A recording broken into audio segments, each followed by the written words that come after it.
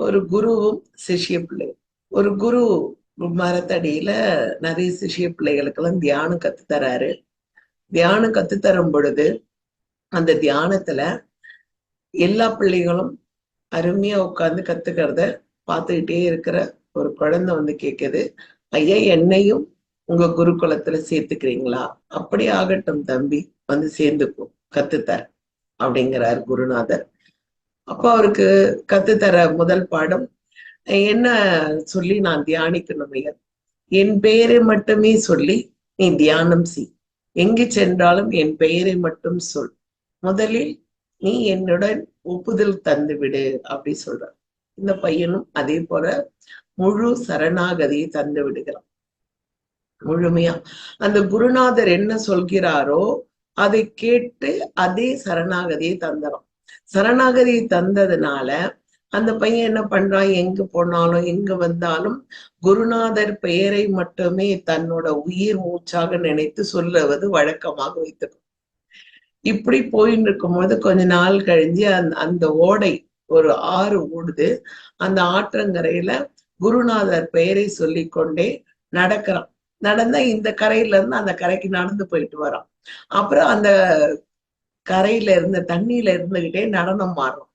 ஒவ்வொரு நாளும் ஒவ்வொரு விதமான நீர்லயே பரதநாட்டியம் மாறுறது, நீர் மேலேயே நடக்கிறது, நீர்லயே உட்கார்ந்து தியானிக்கிறது, வெகு நேரம் தியானிக்கிறது, இப்படி இருக்கு.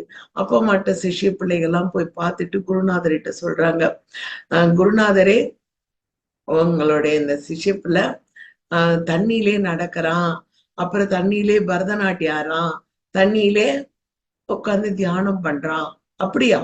எங்க காட்டு வா அப்படின்னு ஓடியாரு. வந்து பார்த்தா குருநாதர் அந்த பையன் வந்து ஐயோ பெரிய அபாரமான சக்தி இருக்கா பொழுது இவங்கனிடம், இன்னும் அருமையா இந்த பையன் வந்து பரதநாட்டியம் ஆடுறான், நடக்கிறான், அப்படியே ஆகட்டும், சரி உன்னை வந்து இன்னும் சோதிக்கணும், அதோ தெரியுது பாரு ஒரு மலை உச்சி, அந்த மலை உச்சியிலிருந்து நீ கீழே குதி அப்படின்னு சொல்றாரு. அப்படியே ஆகட்டும் குருவே அப்படி சொல்லிட்டு மேல போய் மலை உச்சியில நின்று குதிக்கிறான். குதிக்கும் பொழுது அங்கிருந்து அந்த அவர் காட்டி அந்த மலை உச்சியில இருந்து அவன் கீழே குதித்தால் ஒரு எலும்பு கூட தேராது. ஆனால் தாமரை மலரில் அமர்ந்தால் போர் வந்து பத்மாசனத்தோடு வந்து உட்கார்ந்தான். குருநாதருக்கு மிக்க மகிழ்ச்சி. இப்படியும் ஒரு சிஷ்ய பிள்ளையா, எத்தனை ஒரு அபார சக்தி! நீ எந்த மந்திரம் உச்சரிக்கிறாய், நீ எந்த மந்திரத்தை சொல்லி இந்த அளவுக்கு நீ தியானத்தில் முன்னேறி இருக்கிறாய்? நீங்கள் சொன்னதுதான் குருவே, உங்களிடம் சரணாகதி அடைய சொன்னீர்கள். இரண்டாவது உங்கள் நாமத்தை மட்டுமே உச்சரிக்க சொன்னீங்க. நான் அதை மட்டும்தான் செய்து கொண்டு வருகிறேன். என் பெயரை மட்டும்தான் சொன்னாய். ஆம் குருநாதா, உங்கள் பெயரை மட்டும்தான். உண்மையாக உண்மையாக. உடனே குருநாதருக்கு ஒரு ஆசை, நம்ம பேர்ல இவ்வளவு சக்தி இருக்கா அப்படின்னு அந்த குருவுக்கு ஒரு ஆசை இருக்கும்ல. உடனே இந்த குருநாதர் என்ன பண்றாரு, அந்த தண்ணிக்குள்ள காலை வைக்கிறார். முழுகி போயிரும். தண்ணிக்குள்ள காலை வச்சா என்ன ஆகுது, முழுகுது. முழுகுனதும் எல்லாரும் பிள்ளைங்க எல்லாம் போய் பார்த்து அவரை பத்திரமா தூக்கி வந்து கரை சேர்த்துறாங்க. என்ன குருநாதா நீங்க முழுகி போய். அப்போ அந்த பையன்கிட்ட பார்த்து என்னை மன்னித்து விடு, நான் எங்கு போய் சென்று கேட்டாலும் எனக்கு நம்பிக்கை இல்லை, எந்த தியானத்தின் மீதும் நம்பிக்கை இல்லை, அவன் நம்பிக்கை. எல்லாரும் நம்ம ஏமாற்றுகிறார்கள் என்ற எண்ணம் மட்டும்தான் மிகுதியாக இருந்தது. அதனால் நான் யாருக்கும் உண்மையான ஒரு சிஷ்ய பிள்ளையாக இல்லை, நான் இல்லை. அதே போல என்னிடம் வந்தவர்களுக்கும் நான் நல்ல குருவாக இல்லை. நீ வந்த திறந்த மனதோடு வந்த, உன்னிடம் சொன்னேன், நீ கப்புன்னு சரணாகதிங்கிற உன்னோட நம்பிக்கை, உன்னோட அந்த சக்தி, உன்னோட நம்பிக்கை உனக்குள்ள இருக்கும், அந்த ஆனஸ்ட் உனக்குள்ள இருக்கும், அந்த நம்பிக்கை தான் ஜெயிச்சதை தவிர நான் அல்லப்பா அப்படி சொல்றாராம் குருநாதர். இது ஏன் இந்த கதையை நான் உங்களுக்கு சொல்றேன்னா, எல்லாத்துலயும் ஒரு நம்பிக்கை இருக்கும். ஏன்னா வாழ்க்கையில நாம் நித்தமும் போராடுகிறோம். ஒவ்வொரு நாளும் நாம் எல்லோருமே ஏதோ ஒரு போராட்டம், சங்கடம், துயரம் இல்லையா, வறுமை எல்லாம் இருக்கு. எல்லாமே போராடுறோம். அப்ப போராட்டத்தோடு நிறையும் போது யார் மீதும் நம்பிக்கை வராது. இத செஞ்சா நடந்துருமா, நம்ம சொல்லி கொடுத்தா அப்படி.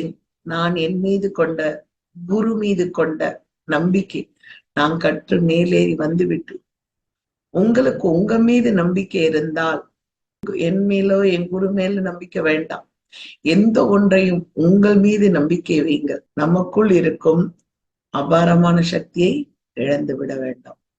இப்பொழுதும் நமக்குள் இருக்கும் சக்தி என்பது அளப்பரியாத சக்தி. அதை பணம் பணத்தை இழுக்கும், குணம் குணத்தை இழுக்கும், நல்லது நல்லதை இழுக்கும். அதுபோல் உன்னிடம் இருக்கும் தியானம் நல்ல சித்தர்களையும் குருவையும் இழுத்து கொண்டு வரும். பிரபஞ்சத்தை நம்புங்கள், இயற்கை நம்புங்கள், சூரியன் சந்திரனை நம்புங்கள்.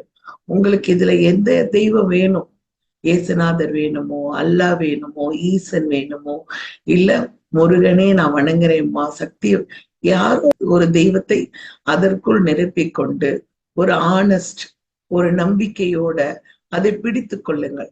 பிடித்தால் மட்டும்தான், நம்பிக்கை இருந்தால் மட்டும்தான் நாம் கரையேற முடியும். வாழ்க்கை என்னும் இந்த கரை ஏறுவதற்கு நம்பிக்கை மிக அவசியம். நமக்குள்ள உயிர் ஒன்று இருப்பதை நம்பினால் கண்டிப்பாக நீங்கள் தியானம் செய்யலாம். அது எந்த தியானமாகட்டும், விசுத்தி தியானமோ, மூலாதார தியானமோ, சக்கர தியானமோ, இல்லை நம் மந்திர தியானங்களோ, மந்திரங்களை உச்சாரணம் செய்வதோ, ஏதோ ஒன்றை, இல்லைங்களா, ஏதாவது ஒரு தியானத்தை முழு மனதுடன் ஏற்றுக்கொண்டு செய்து வர வர நம் வினைகள், கர்மம் எல்லாம் கழியும். அதனால் நல்லதை நினையுங்கள், நல்லதை செய்ய கற்றுக்கொள்ளுங்கள்.